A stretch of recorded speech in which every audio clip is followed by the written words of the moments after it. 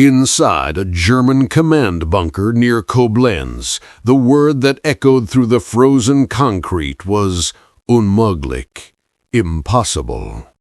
Reports were arriving that General George S. Patton, commanding the U.S. Third Army, was attempting a maneuver German staff officers considered militarily absurd, pivoting 3 entire divisions 90 degrees in the worst blizzard Europe had seen in decades and marching them toward Baston in under 48 hours. German field marshals rejected it outright. Intelligence officers labeled it American bluff. Even Hitler laughed at the idea. Yet by the time the sun rose on December 21st, the laughter had stopped. This is not the American perspective. This is what the German High Command actually said, wrote, and believed, until Patton proved all of them wrong. At 0940 on December 19, 1944, a decoded intercept reached the German 7th Army command post at Bitburg. It stated that the U.S. Third Army, previously positioned facing east toward the Saar, was preparing to pivot north. Major Gerhard Mertens, reviewing the transcript, reportedly muttered, "Drehen? Nein, unmöglich." Turning an entire field army 90 degrees in deep snow was considered operational fantasy. German doctrine emphasized rigid planning. A maneuver this fast required logistical flexibility they assumed the Americans lacked. Notes from the Oberkommando des Heeres, OKH, revealed that General Hasso von Manteuffel initially dismissed the report as a misinterpretation of radio traffic. Yet more messages followed, confirming unusual American road movements near Ardennes. The German staff began to realize something was happening, something they had not planned for. Later that afternoon, OKW Adjutant Gerhard Engel delivered the intercept summary to Hitler's Wolfschanz alternate command group. According to Engel's post-war interviews, Hitler smirked at the idea of Patton moving his army north. Keine Armee kann das in 2 Tagen. No army can do that in 2 days. He viewed it as American propaganda meant to reassure collapsing units. German planners believed the Ardennes offensive had gained enough momentum to prevent any major American counterattack until after Christmas. A staff diary entry from General Alfred Jodl notes, Third Army activity unusual but operationally insignificant. What they did not know was that Patton had quietly prepared contingency plans for exactly this scenario days earlier, something the German High Command thought impossible. An army commander anticipating a crisis before it began. By the evening of December 19, German intelligence officers from Fremde Heere West attempted to update their assessment. They confirmed heavy American vehicle activity, but they misread the pattern. Instead of recognizing a synchronized pivot, they believed U.S. units were retreating to reorganize. A captured German logbook from LXVI Corps, later studied after the war, states, Third Army lacks capacity for rapid redirection. They underestimated Patton's staff, especially G3 officer Lieutenant General Manton Eddy's planning teams, who had already mapped alternate attack routes days earlier. Unlike German formations, constrained by fuel and rigid orders, the Americans had mobile logistics and decentralized command. This flexibility was invisible to German analysts, conditioned by their own doctrine, and it was about to cost them dearly. At 3rd Army Headquarters in Nantilloy, General Patton's staff had been running what they called assumption drills for days. G3 planners had prepared alternate axes of advance in case a breakthrough or counterattack demanded rapid redeployment. Post-war staff notes and testimonies, including from Manton Eddy's office, show that while Patton's public declaration at Schaeff stunned listeners, much of the work lay quietly finished. Mapped roads, fuel dumps pre-positioned, maintenance teams readied. This was not improvisation born the morning of December 19. It was disciplined anticipation. German observers, trained to expect predictable logistic delays, could not believe an armored army could pivot with such speed under blizzard conditions. The difference lay in doctrine. The Americans practiced operational redundancy. German planners often expected strict adherence to initial orders. The Ardennes weather in mid-December 1944 is well remembered. Deep snow, white-out blizzards, columns choked with ice. Tank crews later recounted hands numb, engines fighting thickening sludge. Yet where weather paralyzed some units, Patton used it as cover. Movement orders emphasized night marches to conceal routes, relay fuel via smaller trucks, and use pioneer units to clear icy choke points.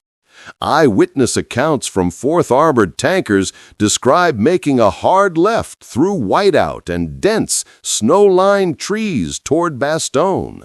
Drivers trusting compass bearings and radio signals more than visible landmarks. German reports later recorded surprise at American mechanical resilience. Vehicles moving where none should, one log dryly noted.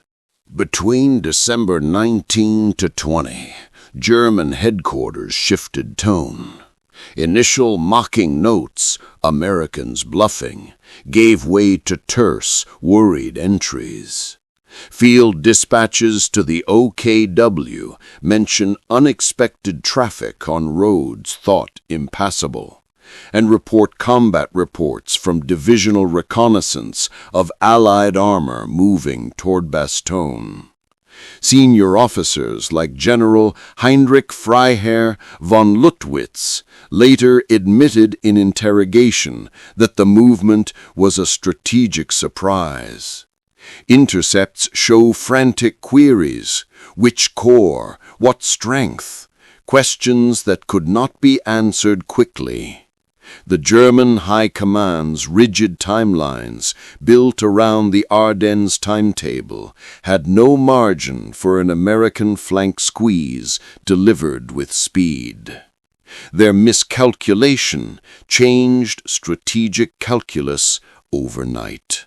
Bastogne, ringed by woods and roads clogged with snow, became the center of the drama. Elements of the 10th Armored Division and Combat Command B reached the outskirts by December 18, 19, according to survivor testimony. Their early actions disrupted German movement corridors and established vital defensive nodes. While some post-war critics credit Patton's declaration as the spark, many contemporaries and veterans emphasize that tactical victories, small roadblocks, tenacious anti-tank positions, and timely resupply were decisive. German logbooks later lamented that U.S. armored elements were appearing where unexpected, denying German columns the freedom of movement they had counted on. For German commanders, the pivot was no longer a rumor. It had teeth. Around dawn on December 20, German divisional logs recorded a phrase that would recur: Unerwartete Panzerverband an Flanke, unexpected armored formation on the flank. Reports from IV Panzer Corps show a scramble to redeploy anti-tank elements. Commanders ordered reconnaissance and delayed counterstrokes. Prisoner interrogations later corroborated confusion. Men at regimental HQs described orders arriving that contradicted earlier plans, forcing hurried withdrawals from prepared positions. The OKH War Diary notes a rising number of fragmented reports and a rare admission. Coordination suffers, American move larger than anticipated. For German commanders used to dictating tempo, the loss of initiative in sectors near Bastogne became a stark, logbook-verified fact. Post-war interrogations are blunt sources. In January 1946 transcripts, General Hasso von Manteuffel told Allied interrogators that the speed of the Third Army's redeployment was beyond our expectations. General-Lieutenant Heinrich von Lutwitz, captured later, described initial disbelief, then a sense of tactical panic as his scheduled advances were choked. These admissions match field cables. Officers acknowledge shortages of fuel and the inability to shift reserves quickly when the American flank closed. German post-battle analyses, papers circulated inside OKW in 1945, explicitly cite the Third Army's pivot as a decisive factor that constricted German lines and complicated resupply. The language used in those interrogations, surprise, unprepared, is revealing for a command structure that prized foresight. Allied signal intelligence intercepted a cascade of German radio traffic on December 2021 that shifted tone from routine operational chatter to terse, urgent queries. Transcripts later published in Signal Corps archives show lines like, "Where is the division? Roads blocked. Request immediate anti-tank support." German commanders, facing simultaneous pressure at multiple points, tried to piece together a coherent response while winter roads hardened. These intercepts were forwarded to OKW and presented in situational briefings. They drew annotations, "Mobilize reserves." But reserves were stretched thin by the Ardennes offensive itself. For the German High Command, the intercepts were both confirmation and indictment. They exposed a failing ability to adapt to an unforeseen Allied thrust. As Patton's columns linked up towards Baston on December 21-22, German supply lines frayed. Units north of the Bulge reported increased interdiction of supply convoys. Artillery ammunition and fuel became harder to move forward. German commanders' situation reports show growing shortages and delayed attacks. A battalion commander's diary later read, "We were forced on to the defensive, our offensive timetable impossible now." With the southern flank under pressure, Hitler's strategic timetable for the Ardennes crumbled incrementally. Operational plans predicated on continued freedom of movement were replaced by emergency orders to plug gaps, orders that admitted defeat in momentum, if not in intent. Internal memoranda from late December 1944 found post-war among OKW papers trace a visible shift. Memo headings change from optimistic phrases about breakthrough phases to damage control language, stabilize front, hold critical crossroads, prioritize fuel. Field marshals who had earlier predicted an early collapse of Allied lines now recommended defensive consolidation and withdrawal where necessary. One memo to Hitler warned that continued insistence on offensive timelines would risk encirclement of overstretched panzer formations. These are not rhetorical concessions.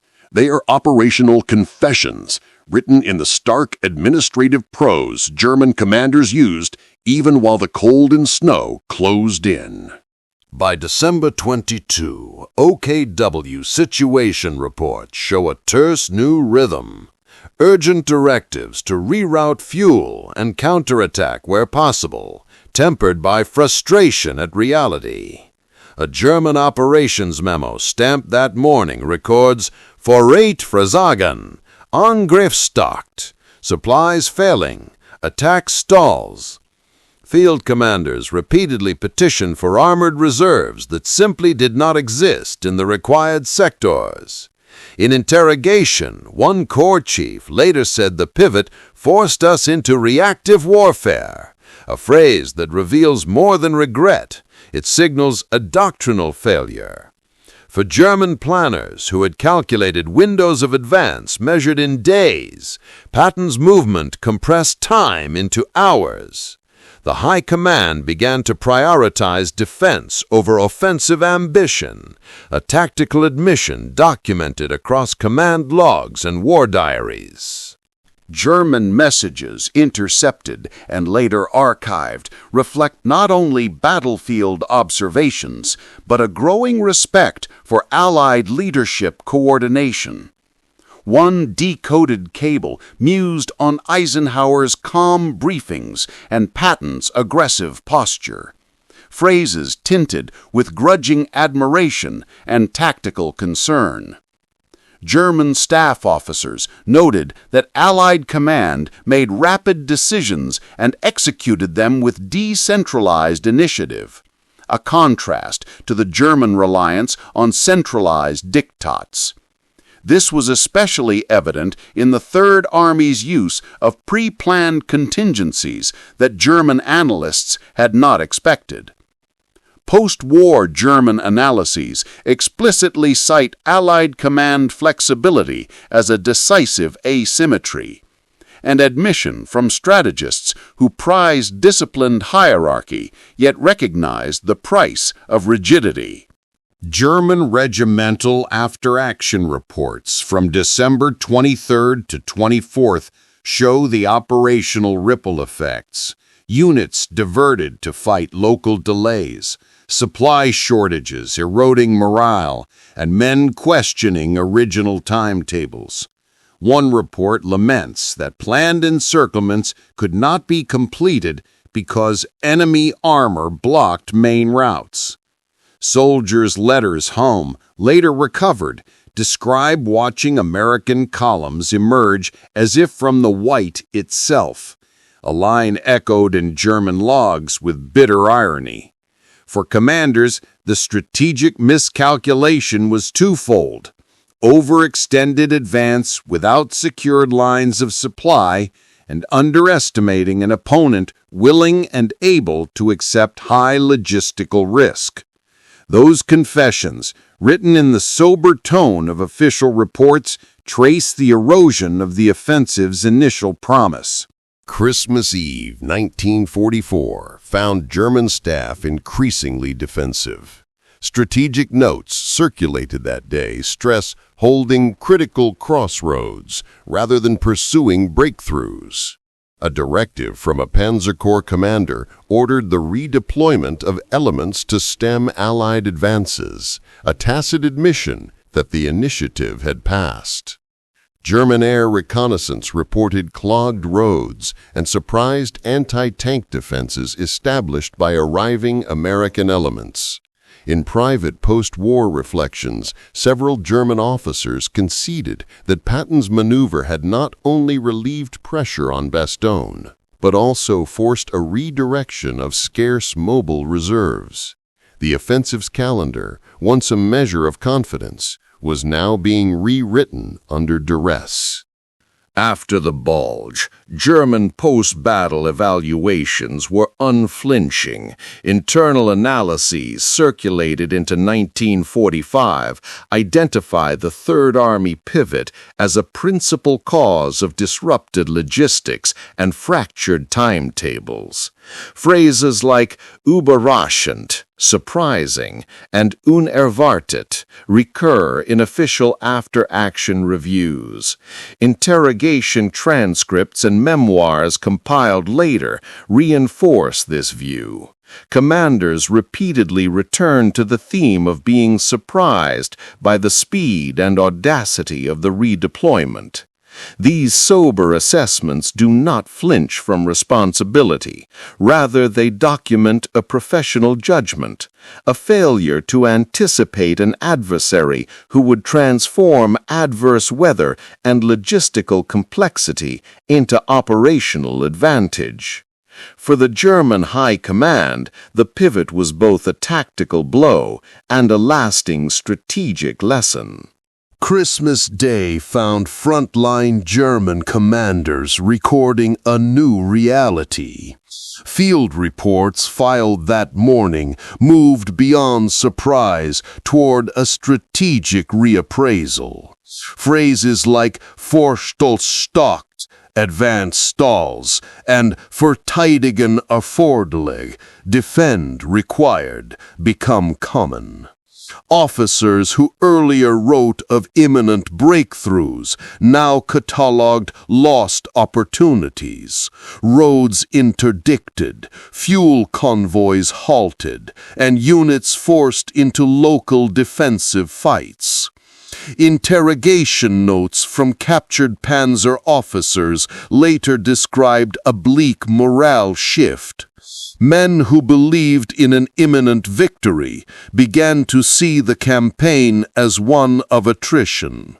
For the High Command, the significance lay less in a single village lost and more in the admission that operational momentum, once their decisive advantage, had been degraded by an Allied maneuver they had not fully anticipated. German supply records from late December showed declining tonnage moving forward. Fuel allocations were cut, ammunition shortages surfaced, and spare parts failed to reach frontline panzer units. A logistics memo stamped December 26 warns of, quote, critical shortages in the main attack sectors. Commanders replied with improvised rationing orders and appeals to the OKW for emergency resupply. But long lines on narrow Ardennes roads and Allied interdiction made relief sporadic. Post-war German staff papers attribute these shortages not solely to Allied air power, but to the strategic effect of the Third Army's pivot. By constricting routes and seizing crossroads, American forces transformed already thin German supply corridors into untenable bottlenecks. As the calendar turned toward year's end, tensions between Hitler's strategic directives and field commanders' on-the-ground assessments intensified. Field memoranda from December 27-29 record repeated pleas for operational pauses or withdrawals that collided with orders for continued pressure. German marshals, whose post-war testimonies emphasize pragmatic restraint, complained that political insistence on offensive timelines prevented flexible responses to the emergent Allied threat on the southern flank. War diaries show that some corps commanders began issuing defensive contingency orders without explicit OKW approval, a sign that centralized control was fraying under practical necessity. These fractures, documented in both wartime logs and post-war interrogations, reveal how the pivot reshaped not just maps, but command relationships. By December 30-31, German operational summaries circulated within OKW reframed the Ardennes campaign's prospects. Where earlier plans spoke of forcing a rupture in Allied lines, new summaries weighed containment and preservation of forces. Analysts, writing in the curt bureaucratic language of German staff work, noted that the Third Army's intervention had not only relieved Bastogne, but had compelled German formations to withdraw or suspend attacks in multiple sectors. Post-battle studies compiled in 1945 explicitly list Allied mobility and decisive use of limited reserves among the campaign's critical failures. The pivot had moved from being a single maneuver to the central dynamic that converted German tactical gains into a strategic impasse. The first weeks of January showed German field journals switching from hopeful rhetoric to deliberate extraction. Orders recorded in corps logs emphasized staged withdrawals to shorten lines and conserve fuel. Sicherungslinie halten, Rückzug geordnet. These were not panicked routes, but calculated concessions. Commanders recognized that continuing the original timetable risked catastrophic encirclement. Interrogation records revealed bitter pragmatism. Officers admitted they expended men and materiel on an offensive that had outpaced its logistics. OKV situation reports catalog losses in tonnage and vehicle availability. They also document an uneasy acceptance that the Ardennes offensive's window had closed. For German commanders, the pivot's strategic effect was now visible in the metrics they trusted: supply charts, unit readiness tables, and the depletion tallies that quietly framed winter decisions. When post-war memoirs and interrogation transcripts were filed, a consistent theme emerged: professional candor. Figures like General Manteuffel and other senior officers, writing or speaking years later, recounted how the Third Army's pivot forced urgent improvisation and revealed German logistical vulnerabilities. These accounts, circulated among Allied intelligence and later included in German staff studies, emphasize three things: surprise, stretched supply, and the psychological blow of losing initiative. In private correspondence and published memoirs, some officers contrasted German operational rigidity with Allied flexibility, an observation that became a central lesson in German military retrospectives. Their language is not theatrical, it is clinical, regretting errors with the blunt prose of men cataloging causes and consequences. The German post-campaign studies, internal papers circulated among staff colleges, turned the pivot into doctrine.